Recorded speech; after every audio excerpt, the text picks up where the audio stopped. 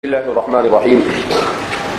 ثم إن شاء الله مبتدئون في تخريج ما سألت وتأليفه على شريطة سوف أذكرها لك، وهو إنا نعمد إلى جملة ما أسند من الأخبار عن رسول الله صلى الله عليه وسلم فنقسمها على ثلاثة أقسام وثلاث طبقات من الناس على غير تكرار، إلا أن يأتي موضع لا يستغنى فيه عن ترداد حديث فيه زيادة معنى أو إسناد يقع إلى جنب إسناد لعلة تكون هناك، لأن المعنى الزائد في الحديث المحتاج إليه يقوم مقام حديث تام، فلا بد من إعادة الحديث الذي فيه وصفنا من الزيادة، أو أن يفصل ذلك المعنى من جملة الحديث على اختصاره إذا أمكن، ولكن تفصيله ربما عسر من جملته فإعادته بهيئته إذا ضاق ذلك أسلم، فأما ما وجدنا بدا من إعادته بجملته من غير حاجة منا إليه فلا نتولى فعله إن شاء الله تعالى. امام مسلم بیان فرماتے ہیں ثم إنا إن شاء الله مبتدئون في تخريج ما سألت وتأليفه على شريطة سوف أذكرها لك. پھر ہم اللہ کی مشیت، اللہ کے ارادے اور اللہ کی مرضی کے مطابق مبتدئون فی تخریج ما سألت آغاز کرنے جا رہے ہیں ان احادیث کی تخریج کا، ما سألت جس کا تو نے سوال کیا، جس کے بارے میں تو نے درخواست کی، وتألیفہ اور احادیث کو جمع کرنے کا، علی شریطۃ سوف اذکرها ان شرائط کا التزام کرتے ہوئے جسے عنقریب میں تیرے سامنے ذکر کروں گا، تیرے لیے ذکر کروں گا. اب امام مسلم یہاں پر یہ فرما رہے ہیں کہ صحیح مسلم جس کے سلسلے میں مصنف فرماتے ہیں کہ انہوں نے التزام کیا ہے احادیث صحیحہ کا. حضرت مولانا سعید صاحب پالنپوری نور اللہ مرقدہ اس موقع پر لکھتے ہیں کہ امام مسلم جن شرائط کو آگے ذکر کرنے جا رہے ہیں اس سے یہ بات سمجھ میں آتی ہے کہ اصل میں احادیث مبارکہ یہ دو قسم کی ہوا کرتی ہے صحت کے اعتبار سے. ایک ہوتی ہے صحیح لذاتہ اور دوسری ہوتی ہے حسن لذاتہ. صحیح لذاتہ یہ کہا جاتا ہے ایسے حدیث کو جو ایسے راویوں سے مکمل پاک ہو جن میں کسی قسم کا کوئی طعن ہو، اسباب طعن جس کو کہتے ہیں، اسباب طعن سے پاک راویوں سے مروی ایسی حدیث جس کی صحت میں کوئی کلام نہ ہو. اسباب طعن سے پاک ایسی حدیث جس کی صحت میں کوئی کلام نہ ہو. اور حسن لذاتہ ہی کہتے ہیں ایسی حدیث کو جو صحیح تو ہو مگر درجے اولا کی نہ ہو، حسن صحیح لذاتہ ہی کے درجے کی نہ ہو، اس میں کسی نہ کسی طرح سے کہیں معمولی سی کوئی کمی پائی جاتی. تو فرماتے ہیں کہ امام مسلم نے جس وقت اپنی اس کتاب کو لکھا اس وقت یہ فنی تقسیم نہیں تھی حسن لذاتہ ہی اور صحیح لذاتہ ہی کی. یہ دونوں حدیث صحیح ہی کی قسمیں ہیں، مگر تھوڑے سے فرق کی وجہ سے ایک حسن لذاتہ ہی ہو جاتی ہے اور ایک صحیح لذاتہ ہی ہے. تو ویسے تو اطلاق حسن صحیح لذاتہ ہی کے اوپر ہی ہوتا ہے صحیح کا. مصنف نے اپنی اس کتاب میں دونوں قسم کی روایتوں کو ذکر کیا ہے، صحیح لذاتہ ہی بھی ہے اور حسن لذاتہ ہی بھی ہے. البتہ صحیح لذاتہ ہی کا التزام زیادہ کیا ہے، اور اپنی کتاب میں سب سے پہلے کسی بھی باب کے تحت جب وہ احادیث کو لاتے ہیں تو سب سے پہلے وہ اصالتاً جن احادیث کو ذکر کرتے ہیں اس کا تعلق یہ صحیح لذاتہ ہی سے ہوتا ہے. کہیں توابع کے طور پر اور شواہد کے طور پر اگر ضرورت ہوتی ہے تو آپ حسن لذاتہ ہی کو لاتے ہیں. کس کو لاتے ہیں؟ حسن لذاتہ ہی کو. آپ کی کتاب میں کہیں پر حدیث ضعیف نہیں، آپ کی کتاب میں کہیں پر حدیث ضعیف نہیں. کیا مطلب؟ کہ ایک تو ہوتی ہے حدیث صحیح اور ایک ہوتی ہے حدیث ضعیف، جو ہر ناحیے سے سند کے اعتبار سے، متن کے اعتبار سے صحت اور ثبوت تک پہنچے وہ صحیح ہے، اور جس میں کہیں نہ کہیں کوئی کمی پائی جاتی ہو، جس کے راویوں میں کہیں پر اسباب طعن ہمارے محدثین جو ذکر کرتے ہیں وہ 10 ہیں. تو ان اسباب طعن میں سے کوئی طعن کسی کے اندر اگر پایا جاتا ہے تو پھر وہ حدیث یہ صحت کے مقام سے اتر کر ضعف کے مقام میں داخل ہو جاتی ہے. تو فرماتے ہیں کہ اسباب طعن جو 10 ہیں، جن میں سے 5 کا تعلق جرح سے ہے اور 5 کا تعلق تعدیل سے ہے. اسی کو اسباب الجرح و تعدیل کہا جاتا ہے. جن کا تعلق اسباب جرح سے ہے وہ 5 کیا ہے؟ تو فرماتے ہیں وہ 5 ہے الکذب، جھوٹ. اس کا تعلق کس سے ہے؟ اسباب طعن سے، اسباب جرح سے ہے. یعنی ان 5 میں سے کوئی ایک وصف اگر کسی میں پایا گیا تو پھر اس کی حدیث کو حدیث صحیح نہیں کہا جا سکتا. نمبر 1 الکذب، نمبر 2 تہمت الکذب، نمبر 3 الجہالت،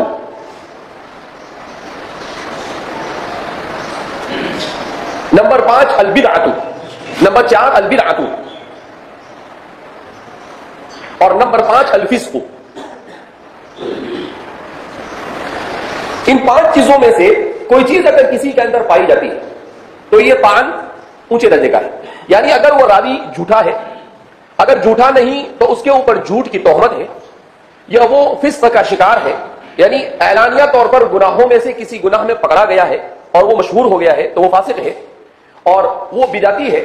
یعنی مثلا بدعتی ہونے کا مطلب ہمارے زمانے میں بدعتی ہندوستان کی اصطلاح میں بولتے ہیں تو اس سے مراد رضا خانی ہوتے ہیں، نہیں. بدعتی ہونے کا مطلب یہ ہے کہ اہل سنت والجماعت سے اس کا اختلاف ہے، چاہے وہ معتزلی ہو، چاہے وہ مرجئی ہو، چاہے وہ کوئی بھی ہو، کسی فرقہ ضالہ سے اس کا تعلق ہو تو اسے کیا کہا جاتا ہے؟ بدعتی.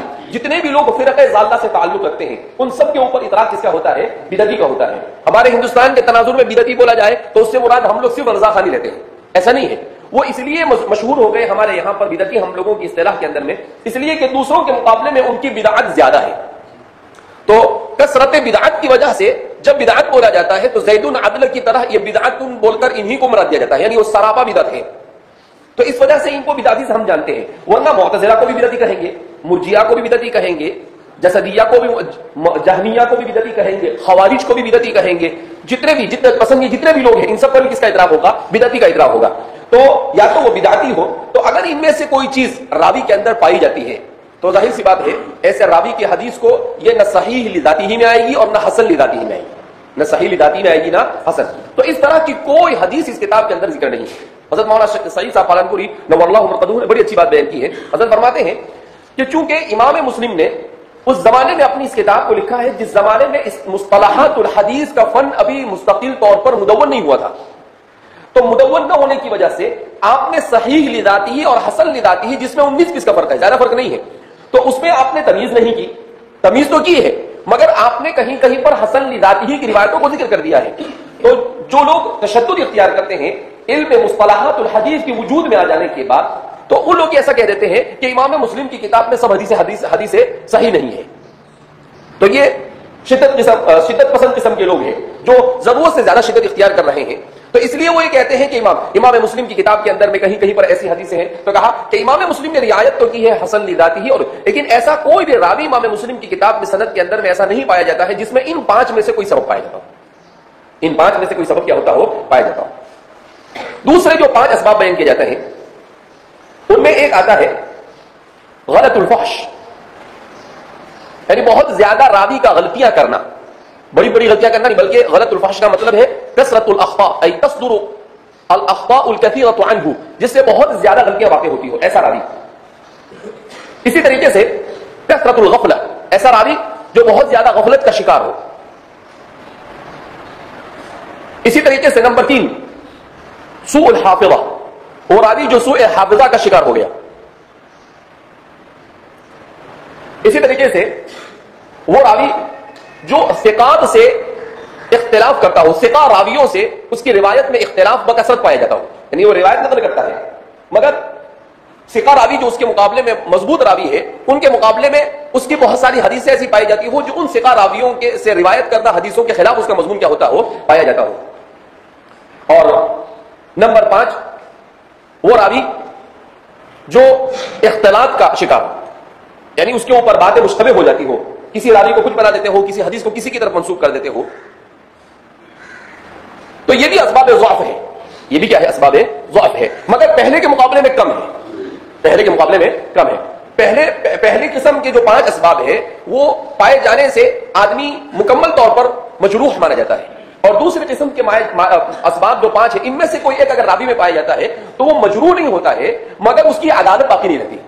آپ اندازہ نہیں کر سکتے ہیں، علم حدیث کو پڑھنے سے سمجھ میں آتا ہے کہ اللہ جزائے خیر دے ہمارے محدثین کو، کتنی باریکی کے ساتھ انہوں نے احادیث مبارکہ کے اوپر کام کیا ہے کہ ایک ہے جرح، ایک ہے تعدیل، اور یہ جو مرتبہ بھی میں نے بتلایا ہے یہ دونوں کے بیچ کا بتاؤں۔ جو بہت مضبوط ہے وہ عدالت اور ثقہ راوی، جو بہت کمزور ہے وہ ضعیف راوی، اور جو ان کے بیچ میں ہے تو ان کے بارے میں کہا کہ یہ نہ تو بالکل ثقہ ہے اور نہ بالکل آنکھ بن کر ان پر بھروسہ کر سکتے ہیں۔ ہاں، ان کی روایتوں، بیان کردہ روایتیں، اس کا مضمون اور اس کا مفہوم کسی ثقہ راوی سے اگر مروی ہو تو پھر یہ بھی صحت تک کیا ہو جاتے ہیں، پہنچ جاتے ہیں۔ اس لیے کہتے ہیں دنیا انسانیت میں اتنی باریکی کے ساتھ کسی بھی انسان کے کلام کو محفوظ نہیں کیا گیا۔ دنیا انسانیت میں حضرت آدم علیہ نبی علیہ الصلوۃ والسلام سے لے کر آج تک اتنی دقت اور باریکی کے ساتھ کسی کے کلام کو محفوظ نہیں کیا گیا جتنی دقت اور باریکی کے ساتھ احادیث رسول صلی اللہ علیہ وسلم کی نقل کرنے کا، اس کو روایت کرنے کا انتظام ہمارے حضرات محدثین نے کیا۔ اسی لیے تو نبی کریم صلی اللہ علیہ وسلم نے ارشاد فرمایا نضر اللہ عمران، کہ اللہ انہیں سرسبز و شاداب رکھے۔ کیوں؟ اس لیے کہ الامر لیس بہین، اتنی باریکی کے ساتھ احادیث مبارکہ کو اپنی کتابوں میں ذکر کرنا یہ کوئی آسان کام نہیں تھا، مگر قربان جائیے ہمارے محدثین پر کہ جن محدثین نے ایسی حیرت انگیز طور پر اپنی کتابوں میں احادیث مبارکہ کو اتنی محنت شاقہ کے ساتھ بیان کیا ہے کہ اس کا اندازہ نہیں لگایا جا سکتا۔ کیوں؟ ان کے پیش نظر کیا تھا؟ قل ان کنتم تحبون اللہ فاتبعونی یحببکم اللہ، وہ یہ چاہتے تھے کہ امت تک فاتبعونی کے پہلو میں ذرہ برابر کوتاہی نہیں ہونی چاہیے۔ فاتبعونی کے پہلو میں ذرہ برابر، کیوں؟ اس لیے کہ اللہ رب العزت کی رضامندی یہ کیا ہے؟ مقصد انسانی، مقصد حیات انسانی ہے۔ انسان کی زندگی کا مقصد ہی کیا ہے؟ اللہ رب العزت کی رضامندی کو حاصل کرنا، اور قرآن کریم اس کو لازم کر رہا ہے کس کے ساتھ؟ فاتبعونی کے ساتھ، اتباع رسول کے ساتھ۔ اب جب اللہ کی خالق اور مالک کی رضامندی کو اتباع رسول کے ساتھ جوڑا جا رہا ہے تو کوئی ذرہ برابر بھی ایسی کمی نہیں ہونی چاہیے جو اتباع رسول میں کمی کا باعث بنے، ذرہ برابر بھی نہیں۔ اسی لیے ہمارے محدثین نے بڑی جدوجہد اور محنت کے ساتھ ان کارناموں کو انجام دیا ہے۔ وہ لوگ بیوقوف ہے جو انکار حدیث کا شکار ہے، وہ حماقت ہی نہیں بلکہ رذالت کے بالکل اعلیٰ مقام پر فائز ہے، جو حدیث کی حجیت کا انکار کرتے ہیں۔ ایسے لوگوں کے بارے میں یہی کہا جا سکتا ہے یہ کون ہے؟ صم بکم عمی فہم لا یرجعون، یہ منافقین قسم کے لوگ ہیں، چاہے وہ کتنے ہی مخلص اپنے آپ کو سمجھتے ہو اور چاہے ان کے اندر کتنی ہی مسلمانوں کی ہمدردی ہو، ایسی ہمدردی کیا کام کی؟ اسی لیے تو حضرت تھانوی رحمۃ اللہ علیہ فرماتے تھے کہ مختصر لفظ میں اگر مجھ سے کوئی پوچھے کہ سر سید کی شخصیت کیا ہے تو میں کہوں گے وہ مسلمانوں کے نادان دوست ہے، اور نادان دوست سے دشمن اچھا۔ کیا فرماتے تھے حضرت؟ نادان دوست سے دشمن اچھا۔ کیوں؟ اس لیے کہ دوستوں کا آدمی اپنے سب راز بتلاتا ہے۔ اب اگر اس کو کوئی راز معلوم ہے تو گھر کا بھیدی لنکا ڈھائے، تو ظاہر سی بات ہے وہ خواہ مخواہ کی چیزوں میں۔ اسی لیے ہم دیکھتے ہیں رسول اللہ صلی اللہ علیہ وسلم کی احادیث پر جتنا طعن ان مستشرقین نے نہیں کیا، اس سے زیادہ سخت طعن اگر کسی نے کیا ہے تو ان منافقین نے کیا ہے۔ یہ جو منافقین کا ٹولہ ہے جن کو نام بنام آپ کے سامنے کیا کیا گیا ہے، ذکر کیا گیا ہے، یہ انہوں نے کارنامہ اپنے ان کے بعض کلمات، یعنی آدمی ان کے کلام کو نقل کرنے میں بھی عار محسوس کرتا ہے کہ ایک مسلمان ہو کر بھی کیا اس طرح کا کلام کر سکتا ہے، مگر کیا انہوں نے؟ کیوں؟ اس لیے کہ انسان کے اوپر جب شرارت سوار ہو جاتی ہے، انسان کے اوپر جب اپنا کوئی مقصد سوار ہو جاتا ہے تو انسان کیسی ہی نیچلی حرکت پر کیا ہو جاتا ہے، اتر آتا ہے۔ بہرحال یعنی امام مسلم جیسے لوگ کتنی محنت سے احادیث کو جمع کیا، تو شدید قسم کے محدثین آئے کہا امام مسلم نے صحیح ذاتی کا وعدہ کیا اور حسن ذاتی کی کیوں نقل کیا؟ ارے بھائی اس زمانے میں ابھی اتنی باریکی کے ساتھ فن مرتب نہیں ہوا تھا، تو اس وجہ سے امام مسلم نے حسن ذاتی کو ذکر کر دیا، اور حسن ذاتی اور صحیح ذاتی میں کوئی زیادہ فرق ہے نہیں، لہٰذا اس بنا پر آپ کو اتنا زیادہ امام مسلم کے اوپر، لیکن یہ اللہ رب العزت کا نظام ہے۔ کسی بھی چیز کو صحت کے ساتھ محفوظ رکھنے کے لیے 3 قسم کے لوگوں کا ہونا ضروری ہے۔ کتنے قسم کے لوگوں کا ہونا؟ 3 قسم کے لوگوں کا ہونا۔ ایک تو متشددین کا، دوسرا متساہلین کا، اور تیسرا معتدلین کا۔ جب متشددین اور متساہلین ہوں گے تو معتدلین وجود میں آئیں گے، اگر متشدد نہیں ہوں گے اور متساہل نہیں ہوں گے تو معتدل وجود میں ہی نہیں آئے گا۔ تو انہوں نے اچھی نیت سے ہی کیا، ان کی نیت پر کوئی کلام نہیں، وہ یہ چاہتے ہیں کہ بھئی احادیث رسول صلی اللہ علیہ وسلم نے دور دور تک کہیں پر جھول کا نام و نشان نہیں ہونا چاہیے، لیکن بہرحال ہر چیز کی ایک حد ہوتی ہے، اس حد سے تجاوز نہیں کرنا چاہیے۔ اگر آپ حدیث رسول صلی اللہ علیہ وسلم کو ثابت کرنے میں ضرورت سے زیادہ شدت اختیار کرتے ہیں تو آپ کی نیت اگرچہ صحیح ہے، مگر ضرورت سے زیادہ شدت کا اختیار کرنا احادیث رسول صلی اللہ علیہ وسلم کے ذخیرے میں سے بہت بڑے ذخیرے سے محروم ہونے کا ذریعہ بن سکتا ہے۔ لہذا اس بنا پر متشددین کی رائے اسی لیے فرماتے ہیں کہ ہمارے محدثین کے یہاں پر آگے جب ذکر آئے گا تو ہم آپ کو بیان کریں گے کہ مستقل ذکر کیا جاتا ہے کہ یہ وہ لوگ ہیں جو متشددین میں سے حدیث کو صحیح ثابت کرنے میں ان کا رویہ کیسا ہے، تشدد کا شکار ہے۔ جیسے امام عبدالرحمن الجوزی، عبدالرحمن الجوزی بہت بڑے آدمی تھے، 6 صدی ہجری کے، 12 سال کی عمر میں وہ یتیم تھے، 12 سال کی عمر میں علوم اسلامیہ اور علوم عربیہ کو پڑھ کر فارغ ہو گئے تھے۔ کتنے سال کی عمر میں؟ 12۔ کہا 12 سال کی عمر میں جب وہ وعظ دیتے تھے تو ان کے وعظ میں اس زمانے میں آج سے 800-900 سال پہلے 10-10 ہزار لوگ بیٹھتے تھے اس زمانے میں۔ امام عبدالرحمن الجوزی بڑے پائے کے مفسر محدث، جن کے بارے میں آتا ہے کہ اسلامی تاریخ میں مشکل سے 4 یا 5 لوگ ایسے گزرے ہیں جن کی تصنیفات 1000 سے متجاوز ہیں، ان میں عبدالرحمن الجوزی آتے ہیں۔ اتنا لکھا اس اللہ کے بندے نے، اتنا لکھا کہ ان کو جب ان کا انتقال ہو گیا تو ان کو غسل دیا گیا۔ تو کسے غسل دیا گیا؟ انہوں نے جو لکھتے وقت قلم کو تراشا تھا، اس تراشتے ہوئے پوری زندگی کا انہوں نے جمع کیا تھا تراشا، اس تراشے کو جلا کر ان کے لیے پانی گرم کیا گیا تھا۔ اتنا لکھا تھا انہوں نے عبدالرحمن الجوزی۔ لیکن عبدالرحمن الجوزی متشددین ان کا شمار ہوتا ہے۔ وہ کیا کرتے ہیں؟ ایسے بالکل سختی کے ساتھ بیٹھتے ہیں احادیث رسول کے ثابت کرنے میں، یہاں تک کہ امام بخاری کے اندر بخاری میں 3 حدیث کو موضوع قرار دے دیتے ہیں، امام بخاری کو بخشتے نہیں۔ تو ان کا شمار متشددین میں ہوتا ہے۔ کچھ لوگوں کا شمار متساہلین میں ہوتا ہے، جیسے امام جلال الدین السیوطی وغیرہ۔ تو ان کا شمار کس میں ہوتا ہے کہ یہ لوگ تساہل برتتے ہیں، کہ درگزر کرتے ہیں۔ کیوں؟ ان کی نیت بھی اچھی، ان کی نیت بھی کیسی؟ یہ کیا چاہتے ہیں کہ حدیث رسول کا اتنا بڑا ذخیرہ ہے تو کہیں ہمارے ضرورت سے زیادہ سختی اختیار کرنے کی وجہ سے وہ چھوٹ نہ جائے، اس لیے کہا کہ نہیں تھوڑا بہت ہے نا 19-20 چل جائے گا۔ تو لیکن ان کو بھی چھوڑا نہیں علماء نے، متساہل ہے، تھوڑا تساہل سے کام لے گا۔ اور تیسرے وہ لوگ ہوتے ہیں جن کو معتدلین کہا جاتا ہے، جس میں امام عراقی اور امام رہبی کا شمار ہوتا ہے۔ یہ لوگ معتدل قسم کے ہیں کہ بالکل صحیح اصول اور ضابطے کے مطابق چلتے ہیں، نہ اس میں تشدد کرتے ہیں اور نہ اس میں تساہل سے کام لیتے ہیں۔ بہرحال ہمارے امام مسلم کا شمار بھی معتدلین ہی میں ہوتا ہے۔ ثم ان شاء الله مبتدئون في تخريج ما سألت وتأليفه على شريطة سوف اذكرها۔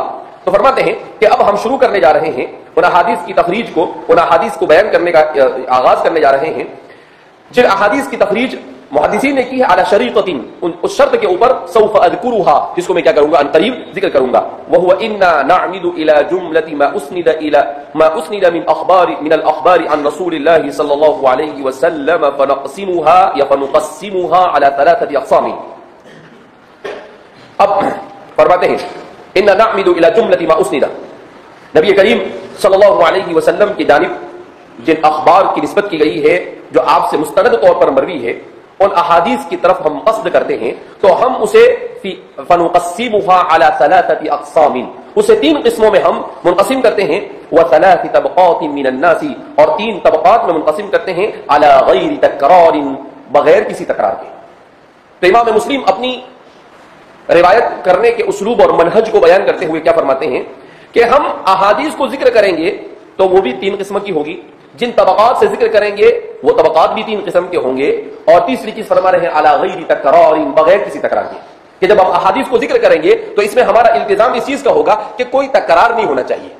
اب امام مسلم جو فرماتے ہیں کہ وہ ذکر کریں گے 3 طبقات و 3 اقسام، تو یہ 3 اقسام سے کیا مراد ہے اور 3 طبقات سے کیا مراد ہے؟ کیا اس سے محدثین کے یہاں پر جو اصطلاح میں مشہور ہے وہ مراد ہے، یا امام مسلم کا خود اپنا ایک منہج اور اسلوب ہے جس کے بنیاد کے اوپر وہ 3 تقسیم کریں گے؟